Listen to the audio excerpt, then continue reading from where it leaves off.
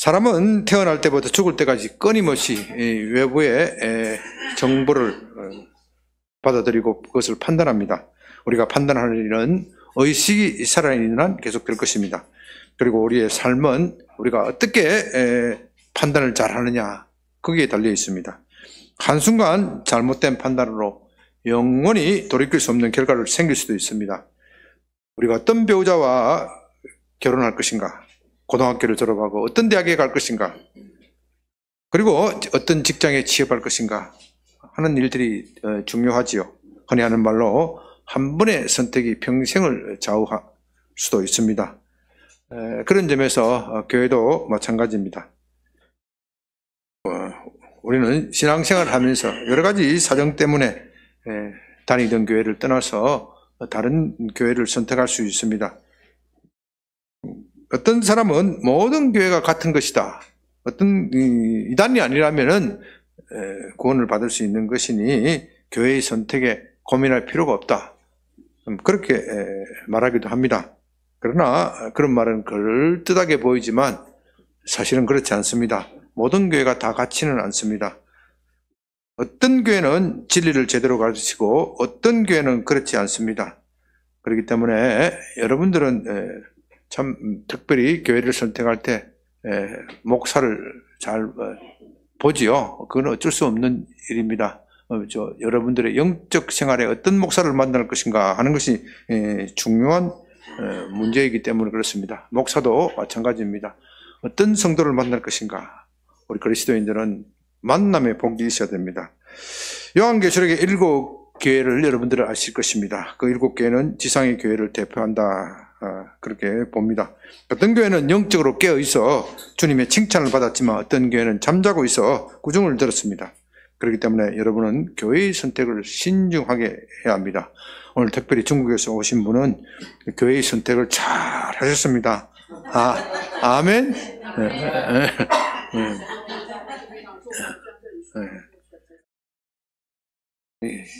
기독교라는 간판을 붙였다고 해서 아무 교회나 나가다가 나중에 크게 후회할 수 있습니다. 그 교회가 심판받을 때 함께 심판 받을 수도 있습니다. 그렇다고 해서 우리 양병교회가 흠이 없고 완전하다는 뜻은 아닙니다. 그만큼 우리가 교회를 선택하면서 올바르게 하는 것이 중요하다, 그런 뜻입니다. 지난주에는 먼저 그의 나라와 의를 구하라는 말씀에 대하여 살펴보았습니다. 그건 우리가 하나님의 백성이라면 마땅히 그렇게 해야 하는 것이지요. 그런 다음 주님은 우리가 하나님의 백성으로서 어떻게 살아야 할지에 대하여 말씀하십니다. 그 중에서도 오늘 본문은 우리의 언어 생활, 우리의 말, 특히 다른 사람에 대하여, 잘못에 대하여 어떻게 말할 것인가, 거기에 대하여 그런 말씀하고 계십니다. 7장 1절, 비판을 받지 아니하려거든 비판하지 말라. 이 말씀을 보면 언뜻 보면 모든 비판을 금지하시는 것 같습니다. 그러나 그렇지 않습니다. 우리가 이 세상에 살아갈 때 비판해야 할 일이 있기 마련이고, 우리 속으로 판단하는 것이야 무슨 문제가 되겠습니까? 그러나 그것을 말로 표현할 때는 해야 합니다. 문제는 건전한 비판이 있고 불필요한 비판이 있는데, 불필요한 비판은 하지 말라는 뜻입니다. 그렇다면 무엇이 건전한 비판이고 무엇이 불건전한 비판입니까? 아니, 그 문제보다 더 중요한 것이 있는데 우리는 올바르게 판단해야 한다. 올바르게 판단하는 것이 더 중요합니다. 이것은 먹고 사는 문제도 그렇지만 우리의 영적인 문제도 더욱 그렇습니다. 우리가 올바르게 판단한 다음에 다른 사람의 잘못에 대하여 건전한 비판을 할 수 있습니다. 또 건전한 비판이라고 할지라도 말을 해야 할 때가 있고 삼가야 할 때가 있습니다. 주님은 바로 이런 문제에 대하여 제 아들에게 말씀하고 계십니다. 우리의 신앙은 공동체 안에서 이루어집니다. 기독교 신앙은 혼자 하는 것이 아닙니다. 공동체 안에서 하는 것입니다. 우리는 교회 안에서 예수님을 믿고 교회 안에서 신앙을 성장하고 교회 안에서 예수님을 만나게 되는 겁니다. 공동체를 이루고 살다 보면 다른 사람의 잘못에 대하여 말할 수도 있습니다. 그러나 남에게 증거한다고 해서 말을 잘못하면 그 사람에게 상처를 주고 때로는 교회 전체가 위험에 처해 줄 수도 있습니다. 그렇기 때문에 뭐 좀 안다고 해서 함부로 말을 해서는 안 됩니다.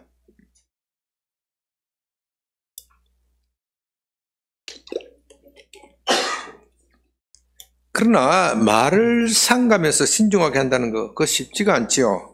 여기에는 고도의 훈련이 필요합니다. 주님의 말씀을 살피면서 그 영적 지혜를 얻으시고 여러분이 믿음 생활이 주님 안에서 더욱 풍성해지기를 바랍니다. 7장 1절 비판을 받지 아니하거든 비판하지 말라. 너희가 비판하는 그 비판으로 너희가 비판을 받을 것이요 너희가 헤아리는 그 헤아림으로 너희가 헤아림을 받을 것이니라. 비판이라는 말은 헬라어로 크리노라고 하는데요. 이 뜻은 판단하다, 구별하다, 구분하다, 재판하다, 정죄하다, 때로는 소송을 제기하다, 그런 뜻으로 쓰여집니다. 우리가 살다가 보면 옳고 그름을 판단해야 될 때가 있고 그럴 때 올바르게 판단할 수 있어야 합니다. 이런 판단을 거르치게 되면 치명적인 결과를 가져올 수도 있죠. 그런 점에서 우리에게는 판단하는 일이 꼭 필요합니다.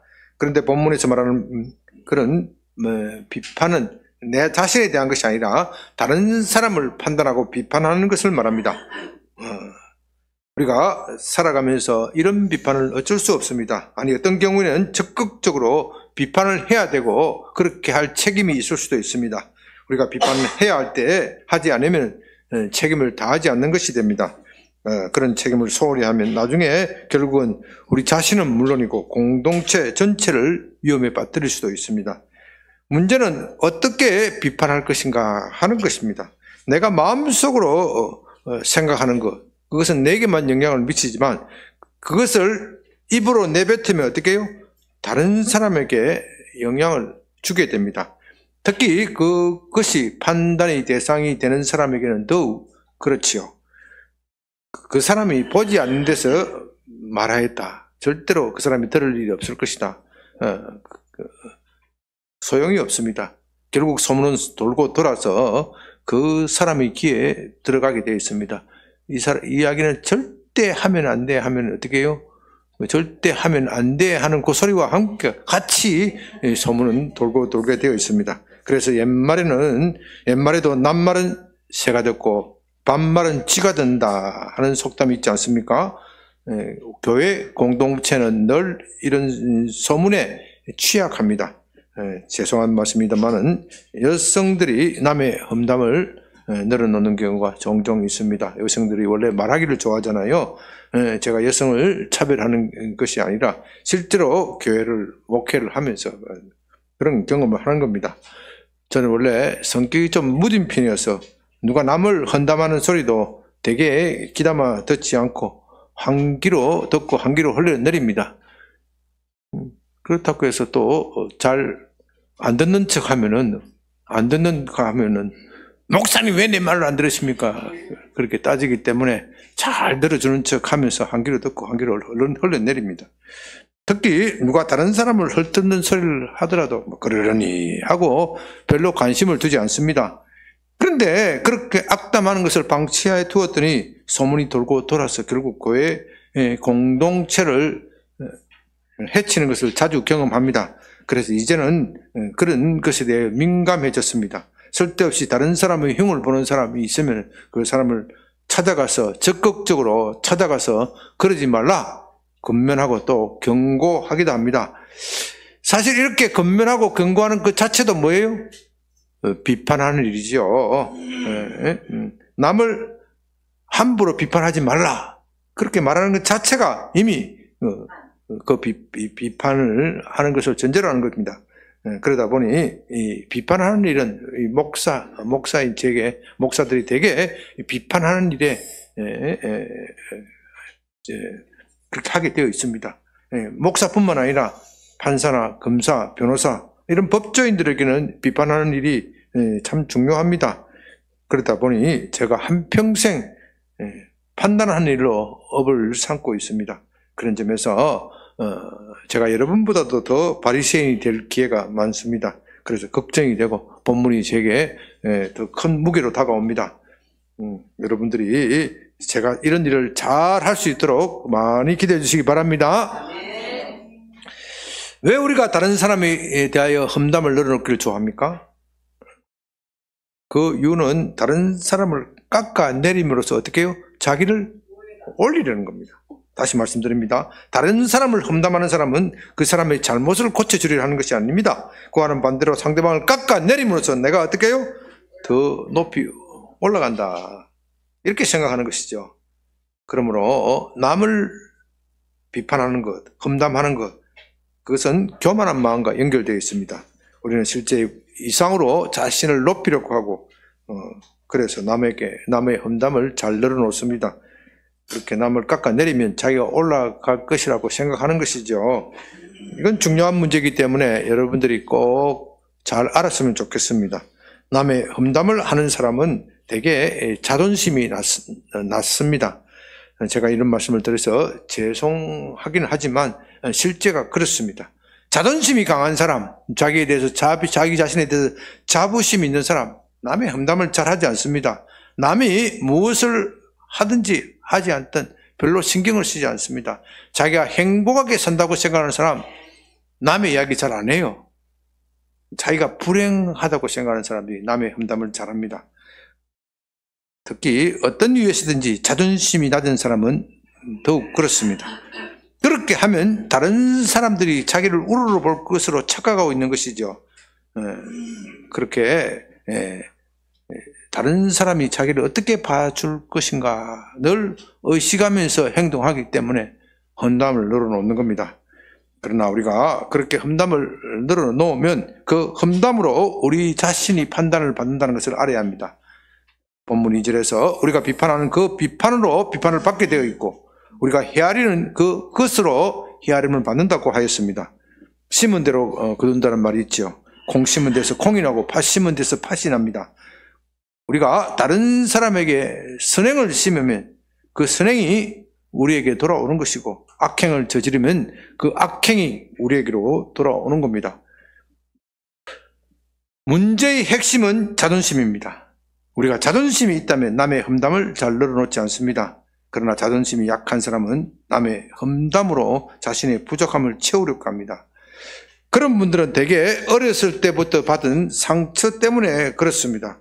부모나 형제로부터 너는 아무짝에도 쓸모없는 놈이다. 이런 소리를 듣고 자란 사람은 그런 말이 자기도 모르게 무의식 속에서 새겨져 있어서 자신을 그렇게 여깁니다.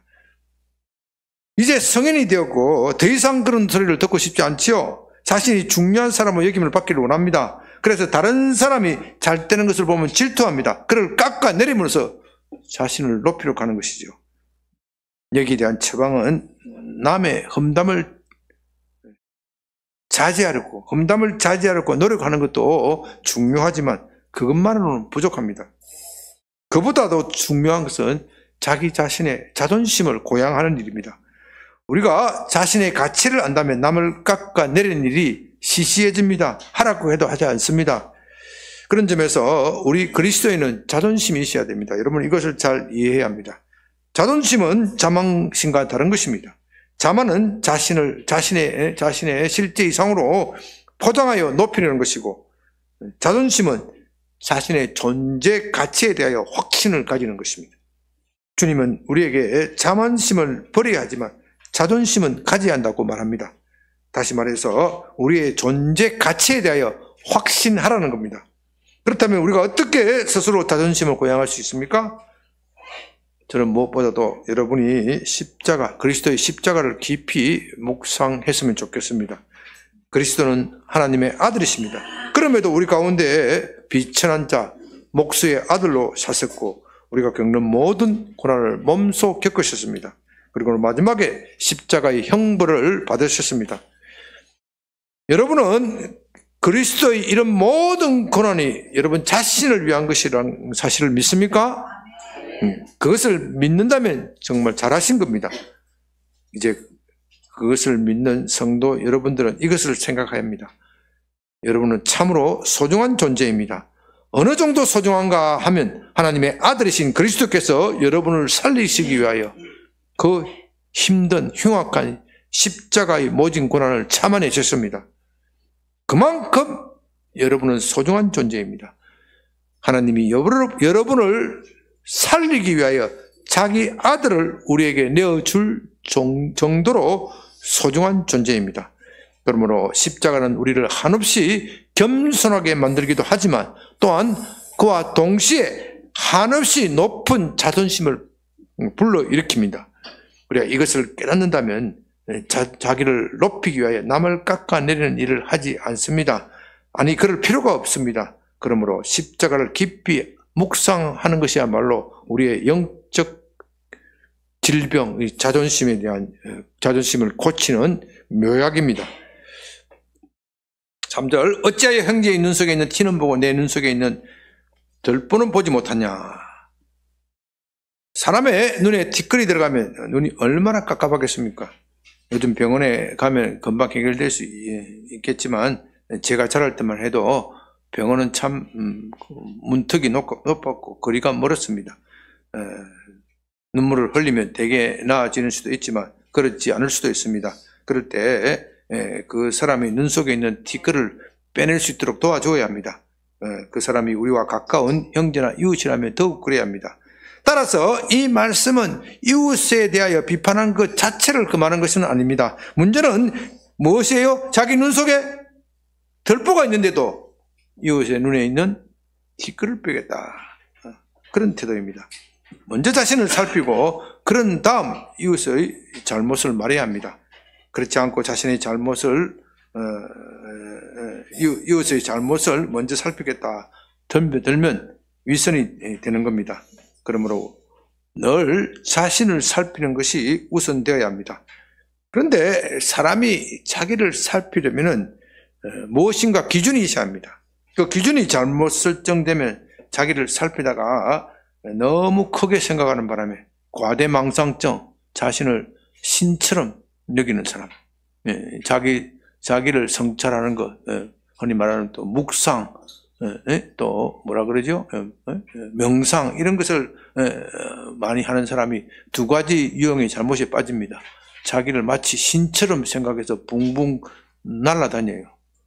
또 반면에 어떤 사람은 묵상을 너무 하다 보면 어떻게 해요? 우울증에 빠지고. 예수 안 믿는 사람들이 하는 묵상은 대개 이 두 가지 오류에 빠집니다. 왜냐하면 그들에게는 기준점이 없기 때문입니다. 우리가 우리 자신을 알려면 하나님을 먼저 알아야 합니다. 이것은 유명한 칼빈 선생님께서 기독교 강요를 저술할 때 첫 부분에서 한 말이기도 합니다. 내가 왜 이 책을 쓰느냐? 우리 자신을 알기 위해서 그런 것이다. 신학은 왜 하는 것이냐? 내 자신을 알기 위하여 하는 것이다. 하나님을 알아야 내 자신을 알 수 있기 때문이다.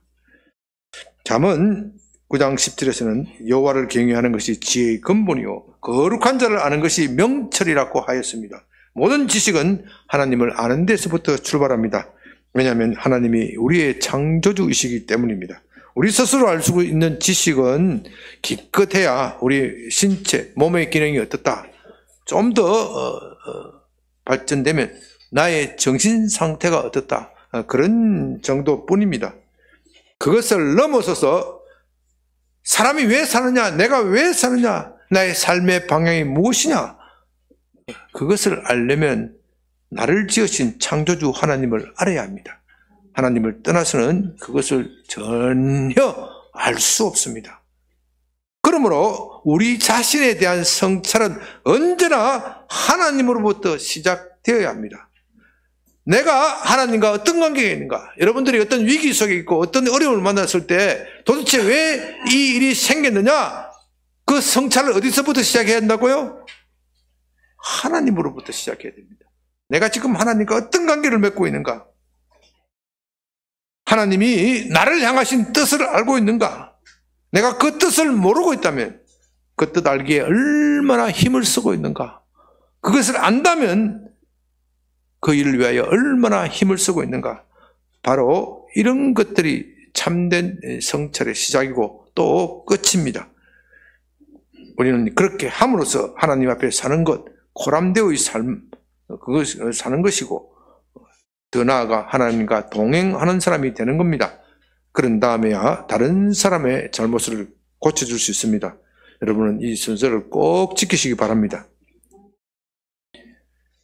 4절, 보라 내 눈 속에 들보가 있는데 어찌하여 형제에게 말하기를 나로 내 눈 속에 있는 티를 빼게 하라 하겠느냐. 외식하는 자여 먼저 내 눈 속에서 들보를 빼어라. 그 후에야 밝히 보고 형제의 눈 속에서 티를 빼리라.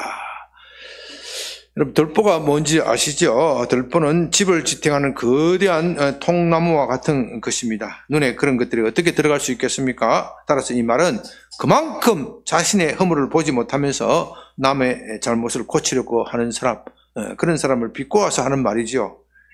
예수님 시대의 바리새인들은 율법에 능통하였지만 자신을 살피지 않았습니다. 그리고서는 그들이 알고 있는 율법의 지식으로 다른 사람의 허물을 살피고 지적하기에 바빴습니다. 그렇게 하는 이유는, 그들이 그렇게 하는 이유는 무엇입니까? 다른 사람을 도와주려는 것이 아니고 그와는 반대로 깎아내림으로써 자기를 어떻게 해요? 높이려는 겁니다. 자기가 얼마나 어려운 사람인지 보여주려는 것이지요. 우리 주님의 말씀은 바로 그런 경우를 말하는 겁니다. 바리새인만 그런 것이 아니라 우리 모두 그런 기질이 있습니다. 내가 높아지기 위해서는 다른 사람을 깎아내려야 한다. 시기하고 질투하는 것이죠. 이런 생각들이 우리를 너무도 자주 괴롭힙니다. 참으로 안타까운 것은 우리 오늘날 한국교회가 이런 바리새인적 기질에 감염되어 있다는 사실입니다. 우리도 모르는 사이에 그렇게 감염되어 있습니다. 최근 한국교회가 이런저런 이유로 쇠퇴하고 있습니다. 사람들은 그 이유에 대하여 여러 가지로 분석하여 말을 합니다. 교회가 너무 대형주의로 변질되었다. 물질주의로 변질되었다. 교회가 왜 세습을 하느냐? 교회가 왜 하나님을 찾지 않고 복음을 제대로 전하지 않고 세상 이야기를 하느냐? 참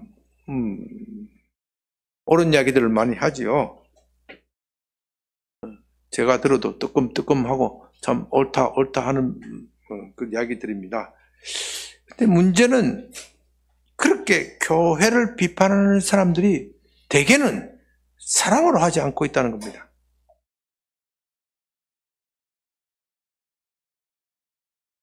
그들이 사랑으로 하지 않고 있기 때문에 그 비판 때문에 오히려 더 교회가 쇠퇴하고 있다는 것도 알아야 합니다. 참 누구라고 이름을 말씀드리기는 그렇지만 한국교회 유튜브, 지금은 은퇴하셨고 유튜브에서는 뭐 최고의 톱스타라고 할 만큼, 목사님 가운데 톱스타라 할 만큼 유명한 목사님이 있습니다. 한국교회의 잘못을 신랄하게 지적하면서 한국 개신교인들 200만 명이 최근에 로마 가톨릭 교회로 빠져나갔다는 거예요. 그래서 최근 종교 인구 통계에 비하면 살펴보면 가톨릭 교인들이 300만에서 500만으로 늘었다는 거예요.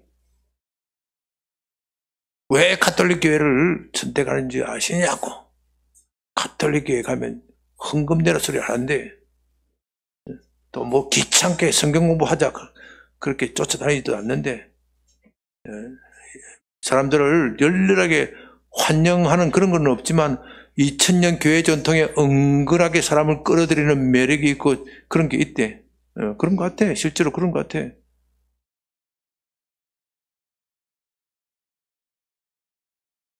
그런 말을 할 때 난 그분 말이 다 지적이 틀렸다는 거 아니에요. 옳아요.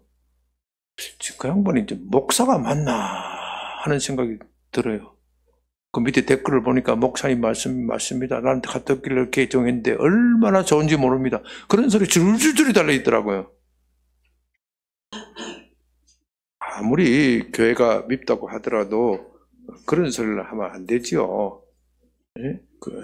가톨릭 교회로 개종하라는 겁니까? 도대체 뭘 하자는 것인지. 예? 예.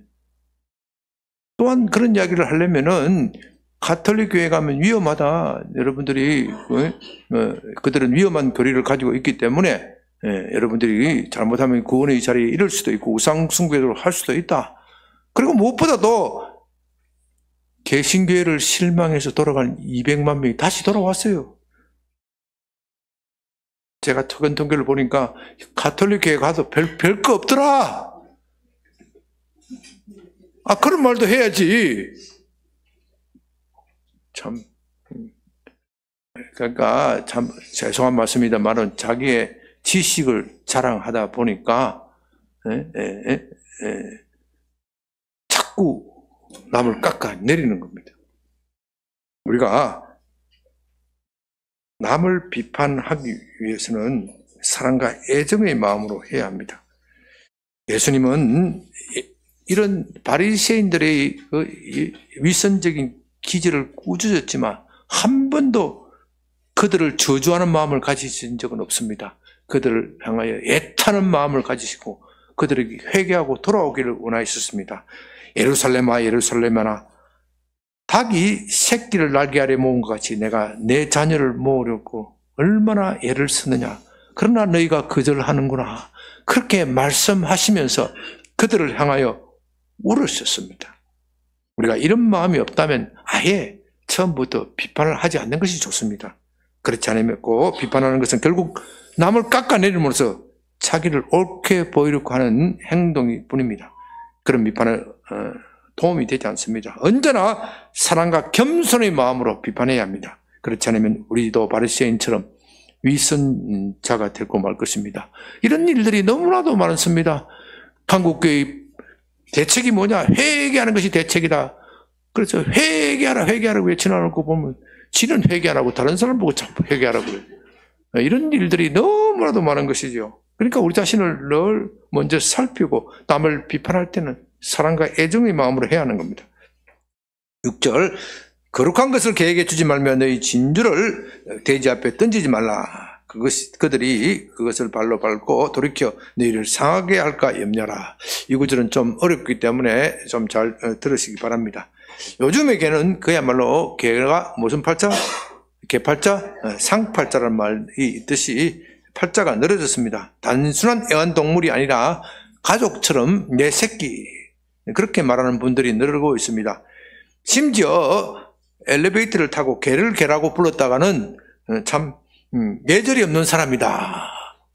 우리 새끼를 어떻게 개라고 부르느냐, 그런 소리도 듣습니다. 그러나 성경에서는 개는 돼지와 함께 불결하고 더러운 인간을 상징하는 데 사용됩니다.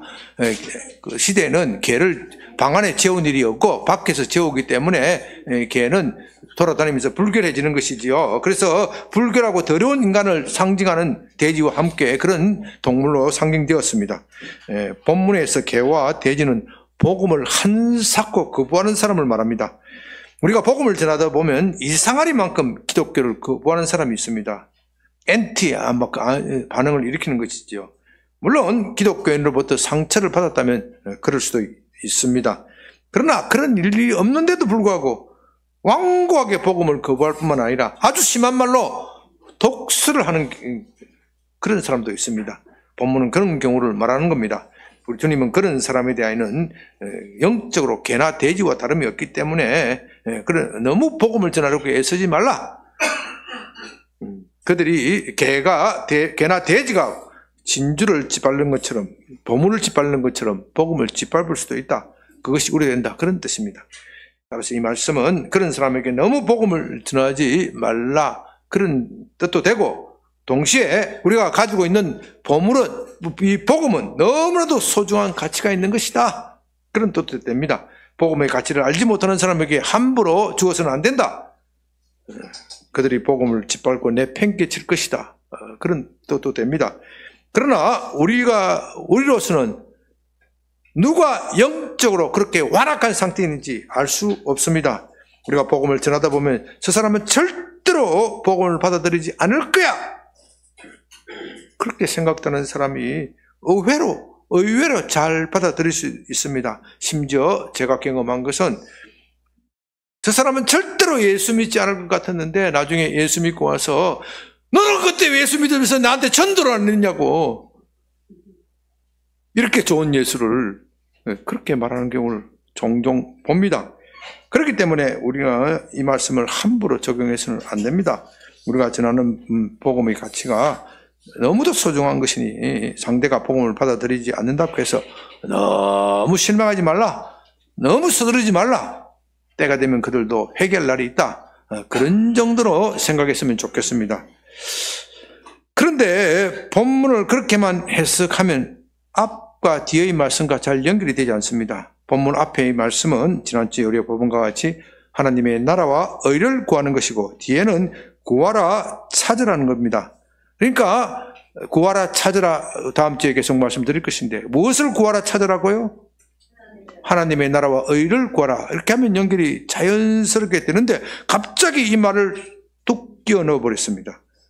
실제로 어떤 유명한 주석가는 본문이 앞뒤 문맥과 같지 않는 구절이 있으니 너무 마치려고 애쓰지 말라. 성경을 읽다 보면 간혹 그런 일이 있다. 너무 신경 쓰지 말라. 그렇게 해석하는 분도 있습니다. 그러나 저는 그렇게 생각하지 않습니다. 이 말씀은 주님께서 앞뒤 문맥도 없이 하신 말씀이 아닙니다.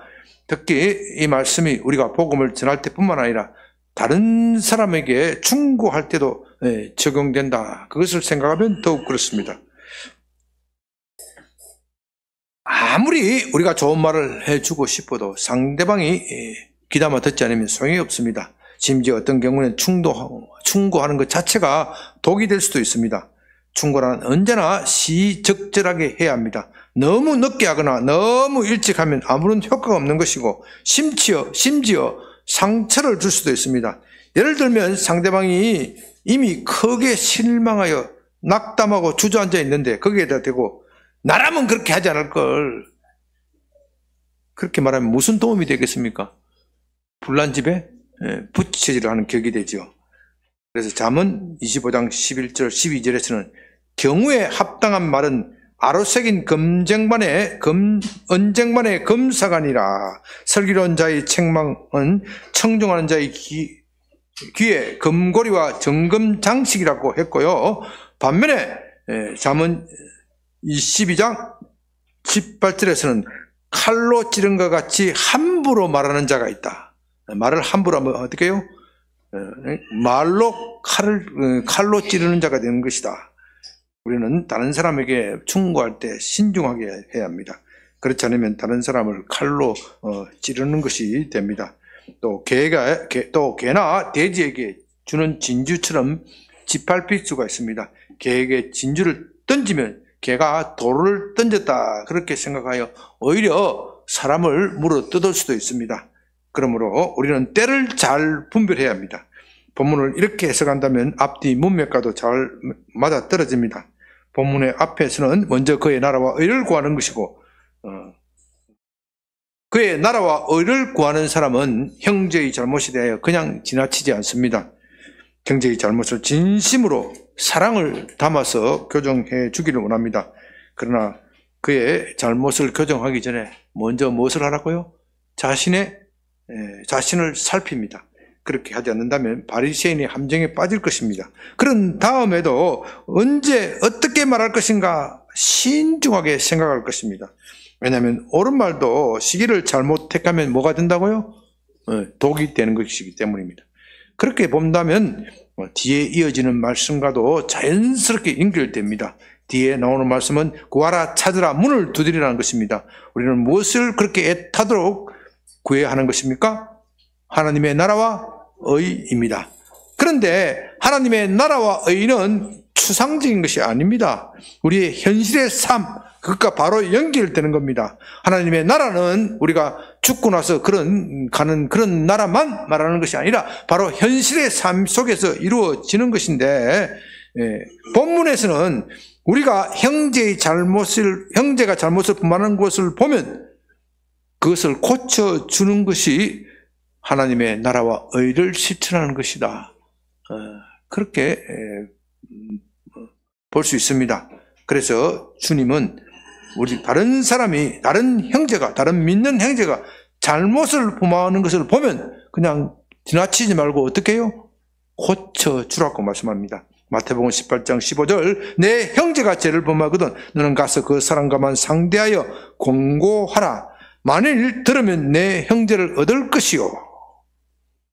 그러나 이런 일은 지혜가 필요합니다. 우리는 어떤 때 어떤 말을 해야 할지 잘 모를 수가 있습니다. 말을 잘못하다가는 형제에게 큰 상처를 줄 수 있습니다. 그래서 우리가 이런 일은 신중해야 하고 지혜가 필요한 법입니다. 주님은 우리가 그렇게 어려운 상황에 있을 때 혼자 고민하지 말고 어떻게 해요? 지혜를 구하라. 또 어떻게 해요? 지혜를 찾으라. 또 어떻게 해요? 지혜를 얻도록 어떻게 하라고요? 문을 두드리라. 그렇게 말씀하시는 겁니다.